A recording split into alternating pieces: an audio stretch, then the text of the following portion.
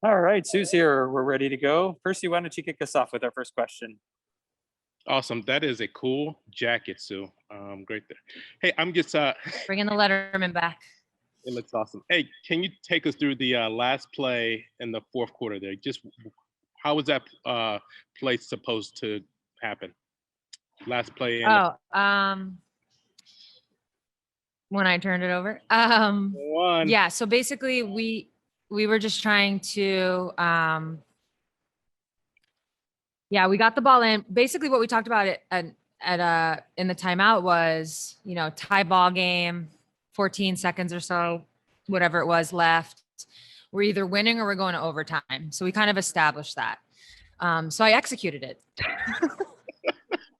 No, I'm joking. We just wanted to get me and Stewie in a flare screen and see if we could, mess them up a little bit. They actually put DeWanna Bonner on me. So right away, I kind of had an idea that this was going to be a switching scenario, which it was. And then I had John Cole Jones. I think by the time I got the ball, there was like 3 or 4 seconds. And, I was going to just like throw it up, to be honest. But out of the corner of my eye, I saw Steph cut. And I tried to get her the ball, and it was just one of those scenarios. She basically curled towards the basket, whereas I thought she was coming more towards me. So it was just a misread on my part. But like I said, we really were trying to either win or go to overtime. We weren't going to give them a chance. So I was disappointed because I thought had I gotten her the ball, she might have been able to get it up on the rim and given us a chance. But it didn't work out that way, and sometimes it doesn't. And then in that OT, are you one who thinks about redemption or like I got to get it back because you just came out on fire, came out big, hit the 2 threes, with the steal there, and you guys were up. So just your mindset.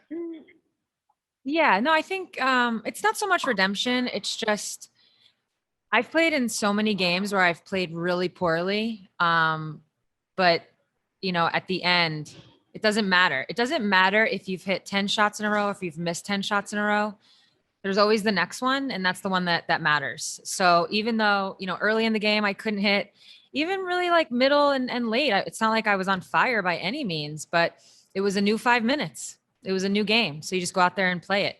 And I was able to get a little more open than I had throughout the entire 40 minutes. And at that point, you just want to, shoot them and really not change anything. Just shoot them the way you've always been shooting them. All right, Sue Bird. Thank you.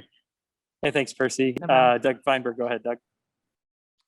Hey, Sue, I got 2 for you. The first one is this last 3-game stretch. You win 2 games in overtime. You have the big comeback over Minnesota. Obviously, you have the core still there with you, Stewie, and Jewel and Jordan. But how big is it with this newish team otherwise to get these wins early in the season, which you had to fight for them instead of like an easier type game? Yeah, I mean, I think we're definitely going through I guess we'll call it growing pains. I think we're going through some growing pains, which are really just chemistry pains, right? Like getting comfortable with each other, understanding each other's games. I think honestly that last play where Steph cut is a really good example. Just understanding each other, and that's something that for me, I play well when the team is cohesive, when we have good chemistry, and I don't think we're there yet, but it's definitely better to be winning games and finding ways to win games while going through this than losing them. And I think it's a great sign that no matter what, when the game is on the line, we still find ways to focus. We find ways to get it done, whether it's on defense, whether it's on offense. So we have great building blocks. And now we just have to get that chemistry going. And it's really just a comfort level and an understanding. It's not rocket science. And sometimes you just need time. Sometimes it just takes time to get to know each other. So luckily, like I said, we've come out alive and with some wins, but we definitely have a long way to go. And the second one's not basketball related, but a couple of players across the league were talking about George Floyd's anniversary of his murder today. And obviously, he's been in the forefront of this with the Say Her Name campaign and the bubble. And last year, we talked a lot more about it, seems so far this season. I'm just curious your thoughts on today and just what you guys have been doing and can do to keep this conversation going. Yeah, I mean, I think, what you might not be seeing, the wubble was special because we had opportunities every day to kind of, strategize and unite as a league because we were all in the same place at the same time. So what you might not see, facing forward, the work is happening behind the scenes. The conversations are continuing to happen. Obviously with the anniversary of George Floyd's death, we've, have some t-shirts that say call your senators, and that's all about the Justice Policing Act, I believe it's called. So, we actually have a Zoom set up with Cory Booker tomorrow to talk about these things. The work is happening behind the scenes. I think, last year again was just so special in terms of what we were able to get done. We had so many eyeballs on us. You don't want to ever compare it and think we're not doing the work now. We definitely are. It's I think it's just going to show up differently, but we hope to have the same impact moving forward. Thanks, Sue. Appreciate it. No problem. Okay, thanks, Doug. Jeff Ram, go ahead, Jeff. Hey, Sue. Breanna Stewart was held scoreless from the end of the first quarter until 3 minutes left in the fourth quarter. Just talk about, I guess, what Connecticut was doing to limit a player like Stewie. Yeah, I think, that they have size that they can put on her. I thought what it felt like they were doing was collapsing on her. So even when we were able to get her loose, maybe in a pick and a roll where she's rolling to the basket, it felt the minute she touched it, she had 2 and 3 people around her. So, that was their game plan. And we're going to see a bunch of different, Stewie right now is playing great. So we're going to see a lot of different coverages on her, and it's up to us to be creative with how we get her the ball, to get her the ball in spots where she can be successful, but also to do our part so they can't just collapse like that. We have to be threats at all times. So teams can't do that. We have to make the right read.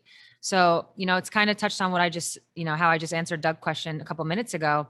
These are things in the chemistry department that we have to get comfortable with, but we'll get there. And then I feel like Mercedes Russell's been giving you guys a really solid presence down low. Yeah. It seems kind of like when she's not on the court, like some of the Mhm. opposing centers are kind of getting easy points in the paint. Just talk about what Mercedes has been able to do for you guys. Yeah, she's been tremendous. Her size, more than anything, her brain, her smarts. She's a high IQ player.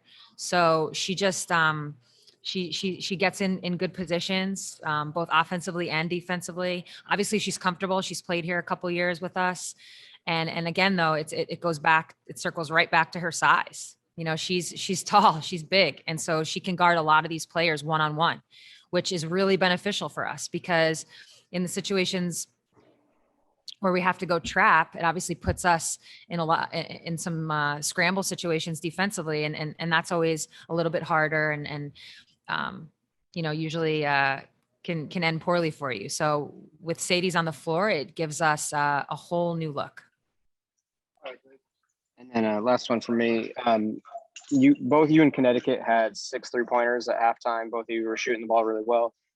For the rest of the game, you guys knocked down 7 and they only do 2. Talk about kind of the difference there, because it seemed like that was kind of the key to winning that game. Yeah, I mean, it's not something we talk about. We're definitely a team historically that we've liked to put up a lot of threes. I think we could probably even put up more, but shooting, I'm looking at the thing right now, shooting 46% for the game. I'll take that every night, and for Connecticut, I'm not sure that I don't know what their game plan was. It felt in the second half, you felt more of they were trying to get the ball on the post. That's where they were having success. So they were trying to get it inside. I don't know that we did anything special to limit their threes. And I don't know that they weren't trying to get them. I think sometimes the game just goes the way it goes. And for us, when we can hit our threes, it changes everything. Awesome. Thank you, Sue. Thanks, Jeff. Masvita, go ahead and we'll wrap up. Masvita. Yeah. Hey, Sue, I'm just wondering if you could talk about where you see this team at right now in transition, because you're a transition team and, you guys are getting to know each other. Where is that growth at right now, as opposed to where you'd like to see it be? I mean, I think I said this after the first game we played. Coming into the season, I felt like this was going to be the type of team where, because we had so many new faces, we were going to have to focus on peaking at the right time. We were going to, I would have assumed we would take some bumps early just because we're so new with each other, but not to let that deter us from the long-term goal.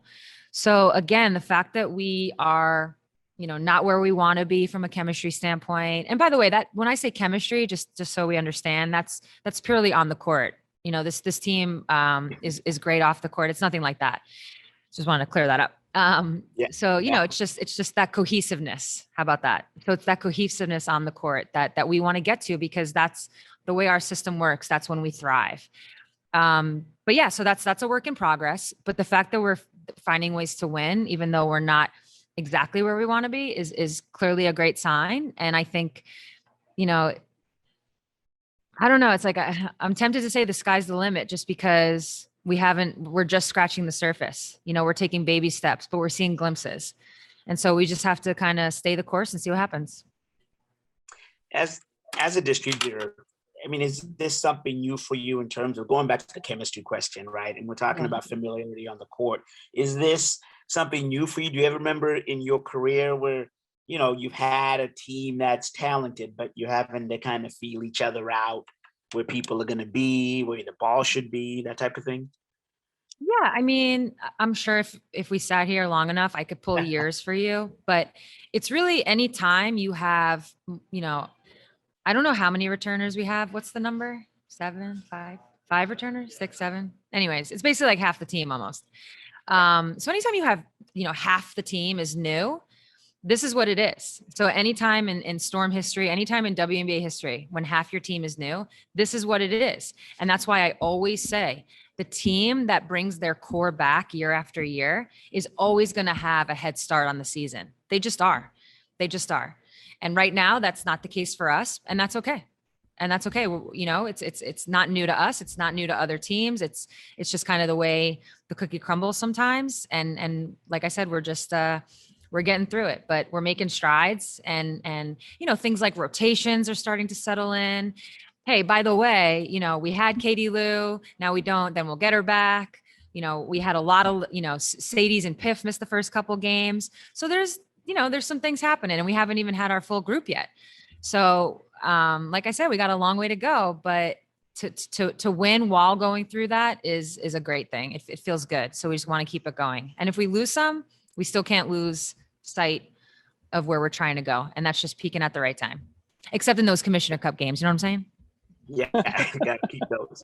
Thanks, Sue. Appreciate you. No problem. Thanks, Sue. And we have 8 returners, just so you know. So Okay, that's 8 it. returners.